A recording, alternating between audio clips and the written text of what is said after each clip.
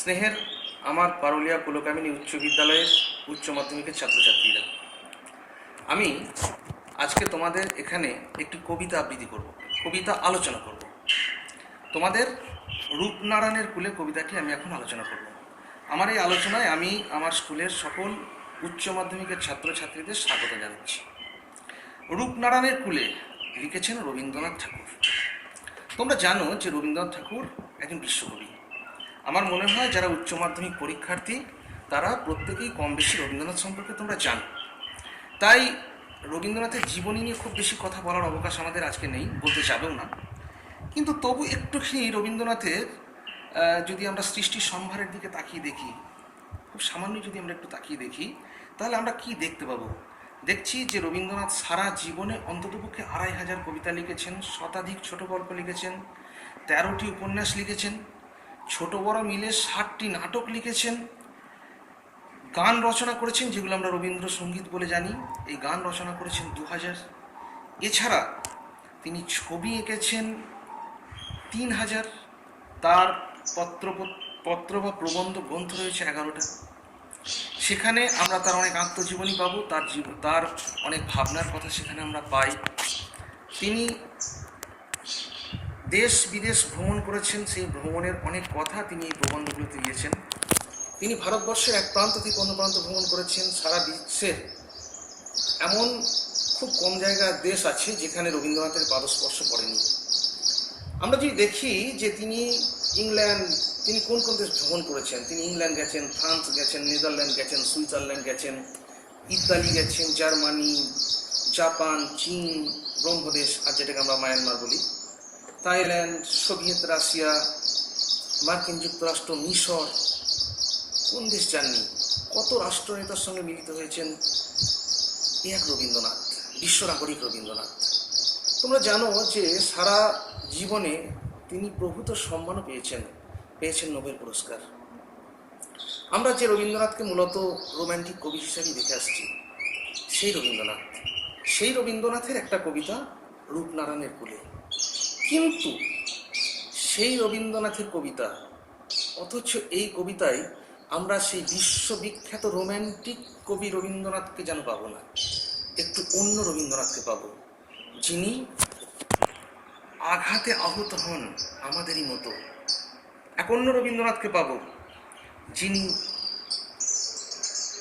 জীবনে শেষ প্রান্তে এসে ফিরে দেখছেন নিজের জীবনকে, স্মরণ করছেন জীবনের আঘাতগুলো।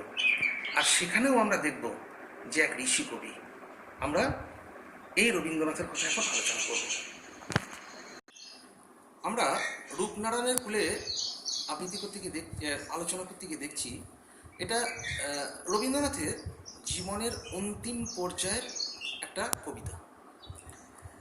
দেখো, রবীন্দ্রনাথ যখন নিজের জীবনের সায়ান্নে প্রায় পৌঁছে গিয়েছিলেন, সেই সময় আমরা দেখি যে তিনি যৌবনে যে কবিতা কল্পনালতার কাছে আত্মসমর্পণের আকুতি নিয়ে যে কবিতা লিখতেন, ঠিক আমরা বার্ধক্য রোগ জর্জর রবীন্দ্রনাথকে দেখছি যে তিনি আর কবিতা কল্পনালতার কাছে আত্মসমর্পণের আকুতি নেই তার, বরঞ্চ রয়েছে এই মধুময় পৃথিবীর ধুলির তিলক ভালে পড়ার এক ব্যাকুলতা। কি বলতে চাইছি?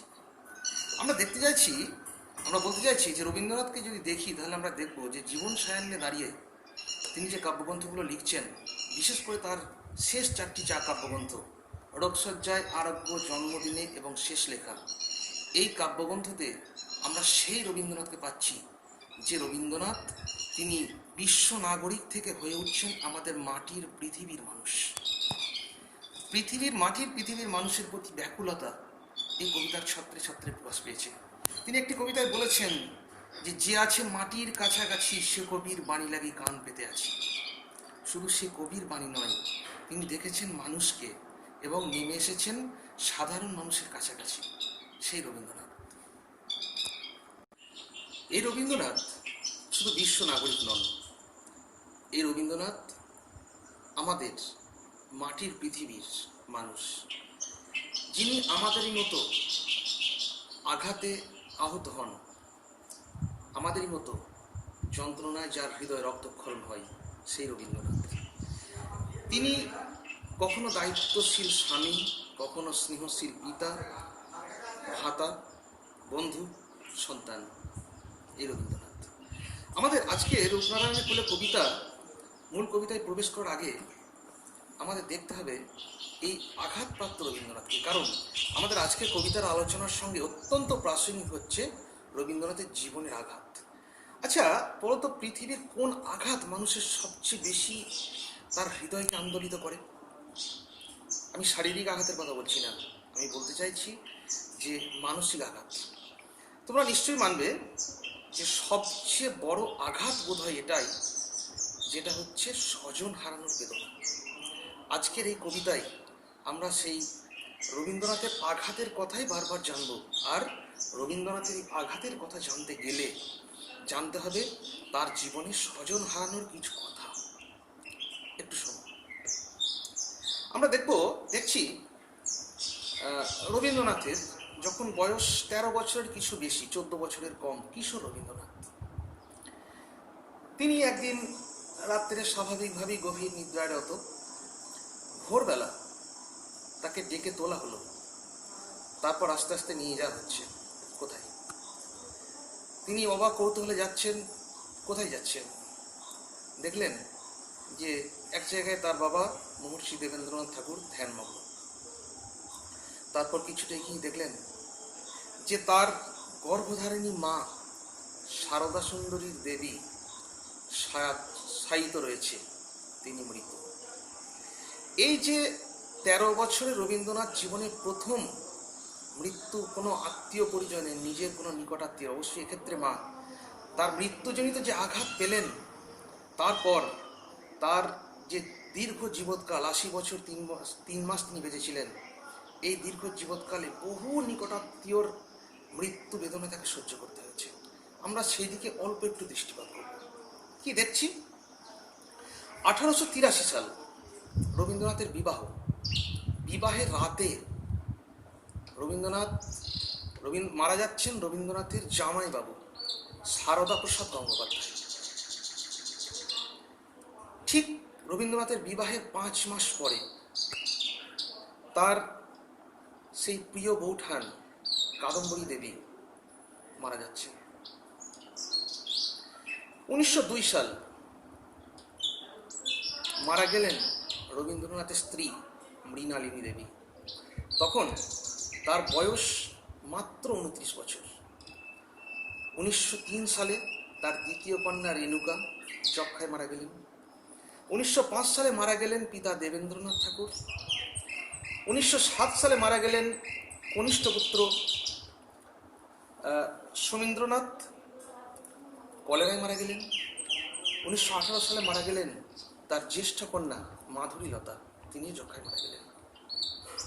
আমরা দেখি শুধুমাত্র তার পুত্রকন্যা নয়, তার নিকটাত্মীয়দের যদি আমি দেখি, তোমরা জানো রবীন্দ্রনাথ বাবা মার চতুর্দশ সন্তান ছিলেন, খুব বড় একটা পরিবারে তিনি জন্মেছিলেন। স্বাভাবিক কারণেই পরিবার পরিজন অনেক, তার অনেক দাদা দিদি, তার সন্তানাদি সব কিছু, তার অনেকেই প্রায় সকলেই রবীন্দ্রনাথের অতি প্রিয়। রবীন্দ্রনাথ তার জীবনকালে 44 জন নিকটাত্মীয়ের মৃত্যুকে দেখতে হয়েছে, তাকে সেই বেদনা তাকে সহ্য করতে হয়েছে। আমরা আজকের রূপনারায়ণের কোলে কবিতা আলোচনায় অবশ্যই এই স্বজন হারানো রবীন্দ্রনাথের কথা আমরা অবশ্যই মনে রাখব। এখন আমরা মূল কবিতায় প্রবেশ করব। রূপনারায়ণের কোলে কবিতাটি কবি লিখেছিলেন 13ই মে 1941। বাংলা করে বললে 30শে বৈশাখ 1348। তার মৃত্যুর 2 মাস 25 দিন আগে। এই কবিতাটা কখন লেখা হয়েছিল? কবিতাটা কবি লিখেছিলেন রাত 3:15, অর্থাৎ ভোর রাতে। যদিও কবিতা সম্পূর্ণ তিনি ভোর রাতে লেখেননি, কবিতার অধিকাংশটা তিনি ওই রাতে রচনা করেছিলেন, বাকিটুকু শেষ করেছিলেন পরদিন সকালে। তখন রবীন্দ্রনাথ নিজে হাতে করে লেখার সামর্থ্য খুইয়েছেন, শরীর আর সায় দেয় না। তিনি কবিতা বলে যান, অন্য কেউ সেটি শুনে শুনে লেখেন। এটি রবীন্দ্রনাথের শেষ লেখা কাব্যগ্রন্থের একটি কবিতা। শেষ লেখা কাব্যগ্রন্থটা কি? রবীন্দ্রনাথের শেষতম কাব্যগ্রন্থ হচ্ছে শেষ লেখা। শেষ লেখা কাব্যগ্রন্থ হচ্ছে মোট 15টি কবিতার একটা গুচ্ছ। এই কাব্যগ্রন্থটি কিংবা এই কাব্যগ্রন্থের কোনো কবিতার নামকরণ রবীন্দ্রনাথ নিজে করে যাননি। কি করেছেন? তিনি 1, 2, 3, 4, 5, 6 এরকম সংখ্যা দিয়ে কবিতার নামকরণ করেছিলেন। নামকরণ মানে সংখ্যা দিয়ে তিনি কবিতাগুলোকে চিহ্নিত করেছিলেন। তাহলে রূপনারায়ণের কুলে কবিতার নামকরণ কারা করল? রূপনারায়ণের কুলে কবিতার নামকরণ করেছেন তোমাদের উচ্চ মাধ্যমিক শিক্ষা সংসদ। কবির এই কবিতার প্রথম লাইন ধরে কবিতাটির নামকরণ করা হয়েছে। আর শেষ লেখা কাব্যগ্রন্থের নামকরণ কে করল? এটা করেছিলেন বিশ্বভারতী কর্তৃপক্ষ। অবশ্যই এই কাব্যগ্রন্থটি প্রকাশ রচনার জন্য কবিতাটা আমরা একবার সম্পূর্ণ পাঠ করি। রূপনারায়ণের কুলে জেগে উঠিলাম, জানিলাম এ জগৎ স্বপ্ন নয়। রক্তে রক্ষরে দেখিলাম আপনার রূপ, চিনিলাম আপনারে। আঘাতে আঘাতে বেদনায় বেদনায় সত্য যে কঠিনেরে ভালোবাসিলাম। সে কখনো করে না বঞ্চনা, আমৃত্য দুঃখের তপস্যায় জীবন। সত্যের দারুণ মূল্য লাভ করিবারে মৃত্যুতে সকল দেনা শোধ করে দিতে। এবার এসো একটু অল্প অল্প করে কবিতাটা ব্যাখ্যা করা যাক। রূপনারায়ণের কুলে, আচ্ছা রূপনারায়ণের কুলে আমরা এতবার উচ্চারণ করেছি, এখন জানতে হবে রূপনারায়ণটা কি। দেখো একটা কথা ঠিক, অনেকেই বলছেন রূপনারায়ণ মানে হচ্ছে রূপনারায়ণ নদী। কথাটা ঠিকই যে রূপনারায়ণ বলে একটা নদী আমাদের দক্ষিণবঙ্গে আছে। যদি দেখো তাহলে সেই নদীটা ছোটনাগপুরের মালভূমি থেকে উৎপত্তি হয়েছে। যখন উৎপত্তি হয় তখন তার নাম রূপনারায়ণ ছিল না, তখন তার নাম ছিল ধলেশ্বর। বাঁকুড়ায় যখন এই নদীটা প্রবেশ করে তখন এর নাম হয় তারকেশ্বর। আর ঘাটালের কাছে শিলাই নদীতে মিশে যাওয়ার পর এর নাম হয় রূপনারায়ণ। পরবর্তীকালে আমরা দেখছি যে এই নদীটা হুগলি নদীতে মিশে বঙ্গোপসাগরে স্থিতি লাভ করছে। তাহলে রূপনারায়ণ আসলে একটা নদ, এটা ঠিক। রবীন্দ্রনাথ এই কবিতা লিখতে গিয়ে জীবনের কথা বলেছেন, স্বাভাবিকভাবেই একটা গতিময় জীবনের কথা বলছেন। সেখানে তার এই নদী, রূপনারায়ণ নদীর কথা তার স্মরণে আসতেই পারে, হয়তো সেটা তিনি ভেবেও ছিলেন। কিন্তু এখানে ভাবতে হবে রূপনারায়ণ কিন্তু নদীর থেকেও বড় কথা হচ্ছে এই কবিতায় রূপনারায়ণ হচ্ছে আমাদের এই রূপময় জগৎ। অর্থাৎ এই যে রূপ রস গন্ধ শব্দ স্পর্শ ভরা যে জগৎ, সেই জগৎই হচ্ছে রূপনারায়ণ। কবি আসলে এই জগতের কুলে জেগে ওঠার কথাই কিন্তু বলছেন, যে এই রূপনারায়ণের কুলে জেগে উঠিলাম, জানিলাম এই জগৎ স্বপ্ন নয়। অর্থাৎ এই রূপময় পৃথিবীর কোলে তিনি এক নূতন আত্মচেতনায় উদ্বোধিত হলেন। তিনি নিজের চেতনার আলোকে জেগে উঠলেন এবং তখন দেখলেন জগৎ স্বপ্ন নয়। আচ্ছা, স্বপ্ন কি জিনিস আমাদের জানতে হবে, আর স্বপ্ন না হলে সেটা কি সেটাও জানতে হবে। স্বপ্ন হচ্ছে আমাদের নিদ্রিত মনের বিভিন্ন স্বপ্ন, আমাদের কল্পনা, বা অনেক সময় জাগ্রত মনের কল্পনাকেও আমরা স্বপ্ন বলে থাকি। এই স্বপ্নটা অবশ্যই বাস্তব বা সবসময় সত্য নয়, এর বেশিরভাগটাই হচ্ছে কল্পনা এবং মিথ্যা দিয়ে তৈরি এক মানুষের মতো। আর যদি বলি স্বপ্ন নয়, তবে কি? স্বপ্ন নয় মানে বাস্তব, যেটা আমাদের পৃথিবীর প্রতিদিন পৃথিবীতে হচ্ছে, তুমি হাঁটছো, খাচ্ছো, ঘুরছো, এইগুলো হচ্ছে বাস্তব। তাহলে এখানে যেটা বলছে যে রূপময় পৃথিবীর কোলে তিনি গভীরভাবে একটা আত্মচেতনা লাভ করলেন, দেখলেন যে এই পৃথিবী কিন্তু কল্পনা পৃথিবী নয়, এটা বাস্তব জগৎ। তার এই কল্পনার কথা আসছে কেন? কারণ তিনি তো ছিলেন রোমান্টিক কবি। স্বাভাবিকভাবেই স্বপ্ন কল্পনা নিয়ে তিনি অনেক প্রবন্ধ কাব্য রচনা করেছেন। কিন্তু আমি আগেই বলেছি, জীবনের শেষ পর্যায়ে পৌঁছে রবীন্দ্রনাথ এই মাটির পৃথিবীর কাছাকাছি এসেছিলেন। এখানে তিনি কিন্তু আমাদের বাস্তব জগৎটাকে দেখছেন নিজের চেতনার আলোকে। তারপর কি বলছেন? রক্তের অক্ষরে দেখিলাম আপনার রূপ, চিনিলাম আপনারে। আঘাতে আঘাতে বেদনায় বেদনায় রক্তের অক্ষরে দেখিলাম আপনার রূপ। আমি এই কবিতার আলোচনার প্রথমেই বলেছিলাম যে এই কবিতা বুঝতে গেলে রবীন্দ্রনাথের জীবনের কিছু আঘাত জানতে হবে, বিশেষ করে তার স্বজন হারানোর বেদনাগুলো জানতে হবে। তো এখানে বলছেন যে রক্তের অক্ষরে দেখিলাম আপনার রূপ। রক্তটা কি? যদি কোনো কারণে শরীরের মধ্যে কোনো কাটাছেঁড়া হয়ে যায় বা কোনো রকম বড় রকম আঘাত হয়, তাহলে শরীর কেটে গেলে একটা লাল রক্ত বেরোয়। কিন্তু কবি কি সেই রক্তের কথা বলছেন? নিশ্চয়ই না। এখানে রক্ত মানে হচ্ছে কষ্ট, রক্ত মানে যন্ত্রণা। দেখবে অনেকে বলে যে অনেক ঘাম রক্ত দিয়ে এই প্রতিষ্ঠান তৈরি হয়েছে। তার মানে কি? রক্ত মানে কিন্তু সেখানে অনেক যন্ত্রণার কথা বলছেন। এখানে কি বলছেন? যে সেই যন্ত্রণার অক্ষরে তিনি নিজের রূপ দেখলেন। অক্ষর কি? অক্ষর তোমরা জানো যে অক্ষর আমাদের শব্দ তৈরির উপকরণ, তাই তো? আর এখানে কবি রক্তের অক্ষরে দেখছেন নিজের রূপ, অর্থাৎ নিজের জীবনের দুঃখ কষ্ট বেদনা যন্ত্রণায় নিজের রূপ খুঁজে পাচ্ছেন। তারপর কি বলছেন? চিনিলাম আপনারে আঘাতে আঘাতে বেদনায় বেদনায়। দেখো, এই কবিতার কথা বলতে গেলে অবশ্যই সেই বারবার বার্ধক্যে রবীন্দ্রনাথের কথা চলে আসে। আচ্ছা, একটা গতিশীল নদী যদি কখনো মোহনায় গিয়ে পৌঁছায়, মোহনা হচ্ছে নদীর অন্তিম স্থল, তাহলে মোহনায় গিয়ে যদি কোনো একটা নদী পৌঁছায় আর তারপরে সেই নদী যদি তার বিগত জীবনের কথা যদি ভাবতে বসেন, যদি দেখতে বসেন, তাহলে দেখতে পাবেন যে জীবনে ফেলে আসা জীবনে অনেক দুঃখ যন্ত্রণা বেদনা সব কিছু রয়েছে। এখানে অন্তিম পর্যায়ে জীবনের সায়ান্নে পৌঁছে রবীন্দ্রনাথ নিজের জীবনের সেই ফেলে আসা দুঃখ বেদনার আঘাতের কথাগুলো মনে পড়ছে তার। অবশ্যই তার সেই স্বজন হারানো বেদনার কথা মনে পড়ছে, তার জীবনের বেশ কিছু অপ্রাপ্তির কথা। আর তিনি সেই সমস্ত আঘাত যন্ত্রণার মধ্য দিয়ে যেন নিজেকে আবার নূতন করে চিনতে পারছেন। তারপর কি বলছেন? সত্য যে কঠিন, কঠিনের ভালোবাসি। সত্য যা বাস্তব, আমরা বলি রূঢ় জগৎ, এই জগতের বেশিরভাগটাই কিন্তু কঠিন, সংগ্রামের কথা, বেশিরভাগটাই কিন্তু কষ্টের ব্যাপার। তা বলছেন সত্য যে কঠিন, অবশ্যই জীবনের সত্য তো কঠিনই হয়। রবীন্দ্রনাথ এই আঘাত বেদনা যন্ত্রণা এই কঠিন সত্যকে তিনি দেখছেন, আর সেই কঠিনকেই তিনি ভালোবাসছেন। আসলে বাস্তবে পৃথিবীতে আঘাত বেদনা আর রক্তের মধ্যেই রয়েছে আসলে পরিপূর্ণতা। কবি সেই কঠিনকেই দেখছেন। কি বলছেন? সেই কঠিনকেই তিনি ভালোবাসছেন। তারও একটা কারণ আছে, সে কখনো করে না বঞ্চনা। বঞ্চনা মানে হচ্ছে তঞ্চকতা, ঠকানো, সঠতা, এই যে ব্যাপারগুলো।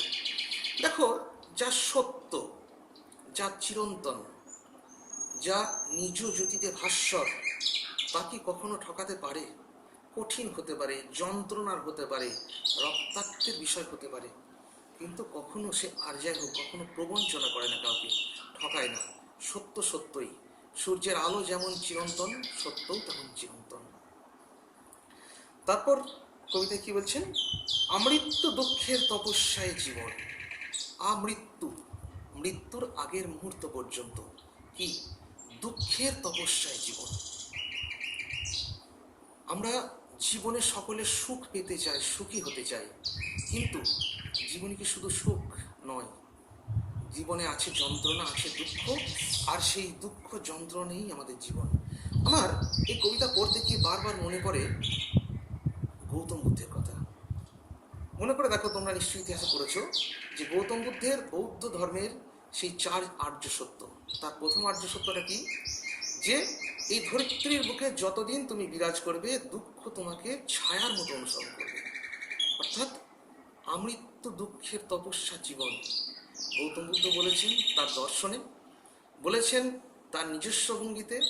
এখানে আমাদের ঋষি কবি রবীন্দ্রনাথ বলছেন তার নিজস্ব ভঙ্গিতে। এখানে কোনো ব্যঞ্জনা নেই, কোনো কাব্যিক উপস্থাপনা নয়, সরল সদাসিধভাবে তিনি জীবনে দুঃখের কথা বলছেন, এবং এটাই বলছেন যে দুঃখের তপস্যাটাই হচ্ছে জীবন।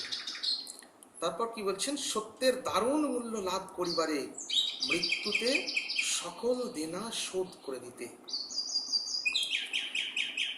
দেখো, সত্যের দারুণ মূল্য লাভ করিবারে, সত্যের মূল্য সে যেমনই হোক, কঠিন হোক, সহজ হোক, সে তো লাভ করতেই হবে। আর এখানে এই কবিতায় কবি তো নিজের জীবনের দুঃখ যন্ত্রণার কথা বলছেন, তাই সত্যের দারুণ মূল্য তিনি লাভ করতে চাইছেন। আর কি বলছেন? মৃত্যুতে সকল দেনা শোধ করে দিতে। দেখো, মৃত্যু এমন একটা জিনিস যা আমাদের সমস্ত কিছু সমাপ্তি, আমাদের সমস্ত হিসেব, আমাদের সমস্ত ব্যথা বেদনা যন্ত্রণা সমস্ত কিছু শেষ হচ্ছে মৃত্যু। তা এখানে কবি দেখবে যে এই মৃত্যু কোনো ভয়ের অনুভূতি নেই। কবি যেন এই মৃত্যুর মধ্যে দিয়ে জীবনের একটা পরিপূর্ণতা খুঁজছেন। আর এখানে দেখছি যে সেই মৃত্যুর মধ্য দিয়েই সমস্ত কিছু শেষ হয়ে যাবে, সেটাই তিনি বলছেন। আমরা এই কবিতাতেও সেই রবীন্দ্রনাথের সেই যে ঋষিসুলভ নির্মোহতা, সেটা কিন্তু আমরা পাচ্ছি। আর কি পেলাম একটু খেয়াল করে দেখো তো, যে সারা কবিতাতে আমরা দুঃখ যন্ত্রণার কথা পাচ্ছি, কিন্তু কোথাও কি জীবন থেকে পালানোর কথা আছে?